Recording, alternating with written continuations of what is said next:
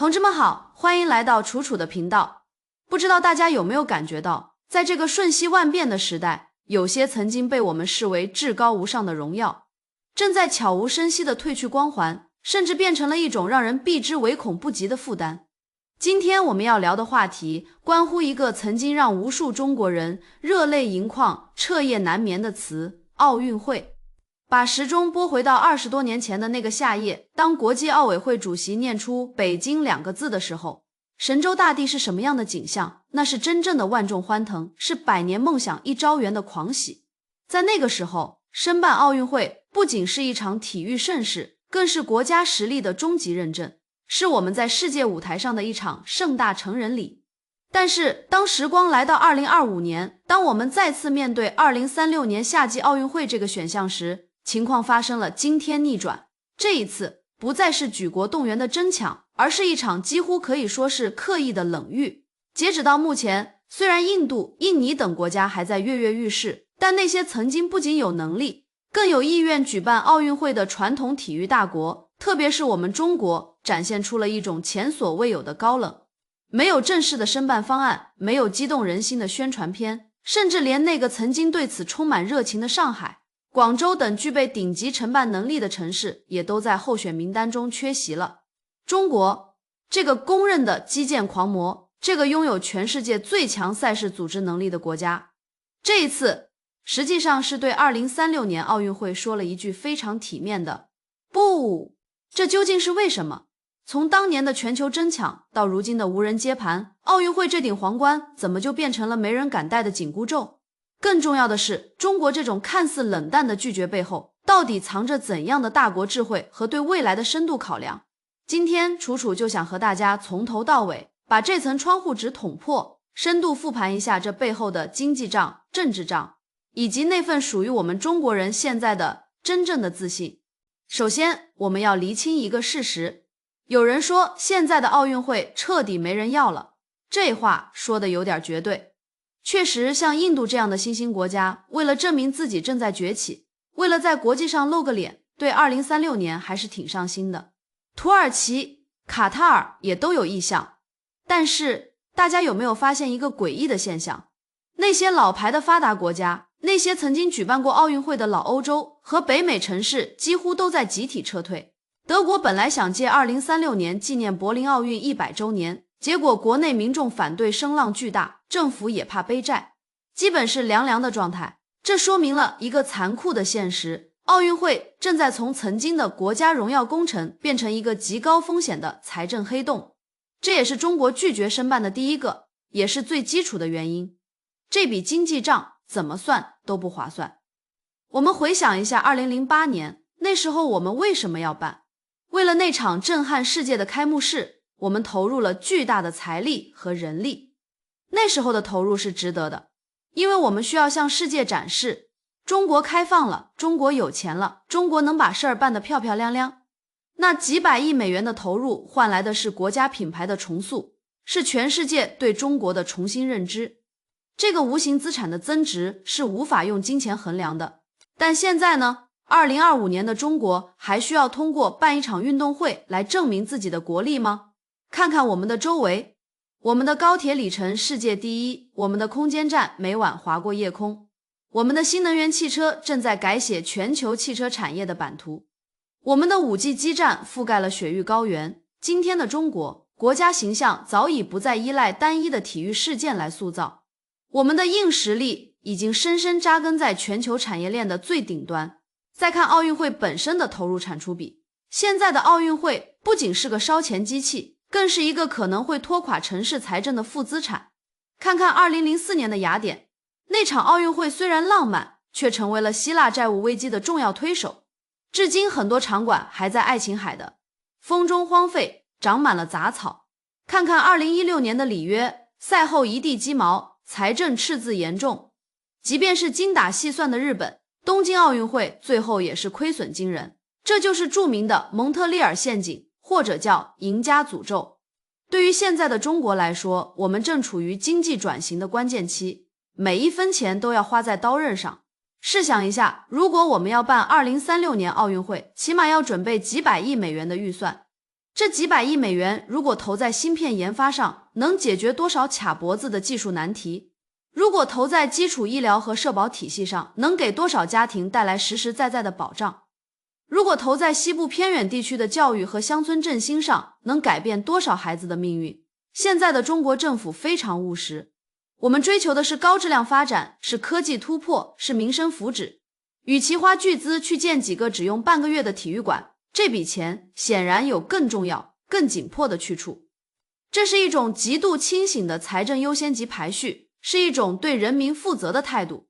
其次，除了钱的问题，还有一个让很多国人感到憋屈，也是促使我们做出不申办决定的重要原因，那就是国际奥委会现在的吃相实在是太难看了。这就涉及到了严重的信任危机和双重标准。曾几何时，奥运会被称为体育的净土，国际奥委会标榜自己是政治特氟龙，意思是像不粘锅一样，绝不沾染政治色彩，保持绝对中立。可是这2年，大家看在眼里，这个不粘锅不仅糊了，而且漏得千疮百孔。现在的奥运会越来越像是一个被西方政治裹挟的秀场。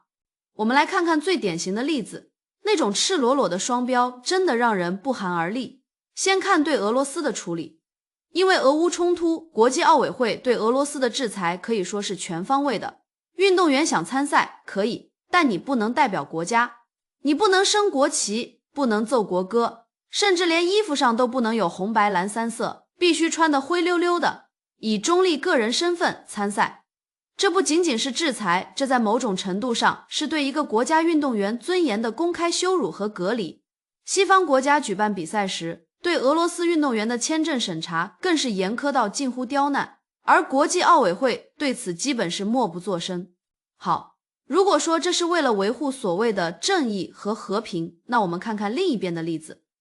以色列在加沙地带的军事行动在国际社会引发了多大的争议？联合国通过了多少次停火决议？全世界有多少人在呼吁人道主义关注？但是在巴黎奥运会上，大家看到任何针对以色列运动员的限制了吗？没有，既没有要求他们改其意志，也没有对他们的资格进行任何额外的审查。当有媒体质疑这种区别对待时，国际奥委会主席巴赫是怎么回应的？他说，奥运的职责是团结人类，而不是制造分裂。这句话听起来多么冠冕堂皇，但细细一品，简直是讽刺。对待俄罗斯就是必须惩罚，必须隔离；对待以色列就是我们要团结，要包容。这种看人下菜碟，完全随着西方政治指挥棒起舞的操作，直接击碎了奥运会政治中立的底线。对于中国这样一个始终坚持独立自主外交政策的大国来说，我们看得很清楚，如果奥运会不再是一个纯粹的竞技平台，而是一个可以被随意政治化、工具化的场所，那我们为什么要花几百亿去当这个东道主？万一哪天我们的某个政策不符合西方的价值观，或者因为地缘政治原因得罪了谁，这帮人是不是也要在我们的主场给我们穿小鞋？这种不可控的政治风险是任何一个成熟的大国都无法忽视的。我们不愿意把自己的主场变成别人搞政治操弄的舞台。再说第3点，也是最让咱们中国体育迷感到愤怒的一点，所谓的公平竞技。现在还有几分可信度？这就要提到最近闹得沸沸扬扬的反兴奋剂问题。在这个问题上，西方世界的双标简直到了令人发指的地步。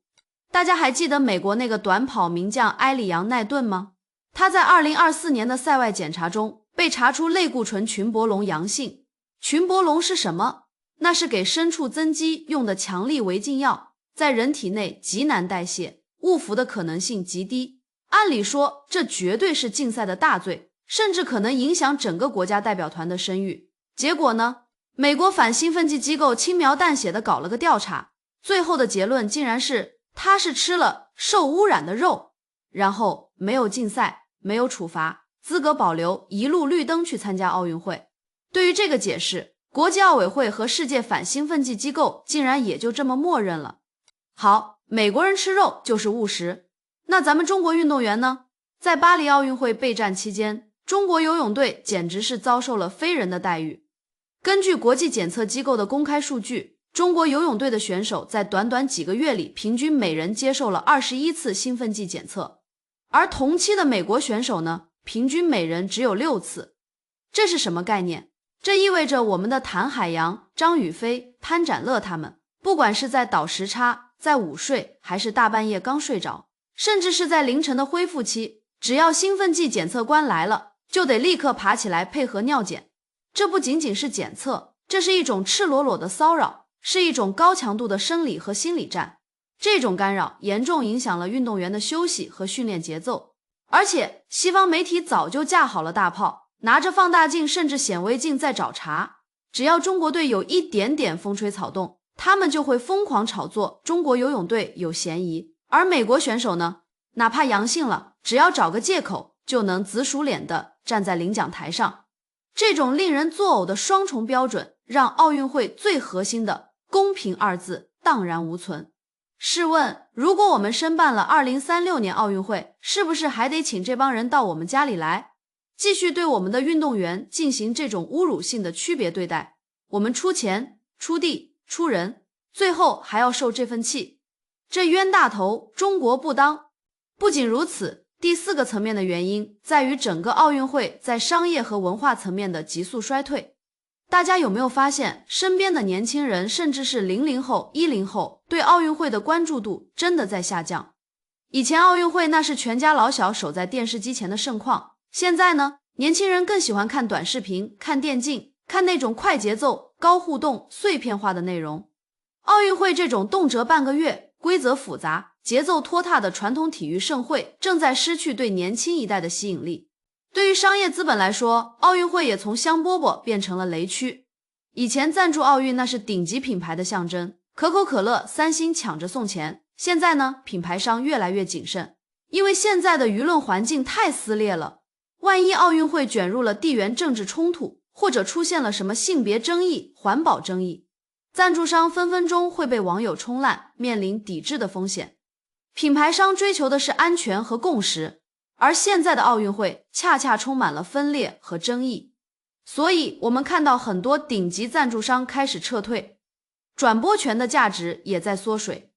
如果一个活动既无法带来足够的曝光，又可能引发公关危机，还得不到年轻人的心，那它在商业逻辑上就是失败的。最后也是最重要的一点，中国不申办是因为我们的心态变了，我们变得更自信、更从容了。曾几何时，我们特别在意别人的看法，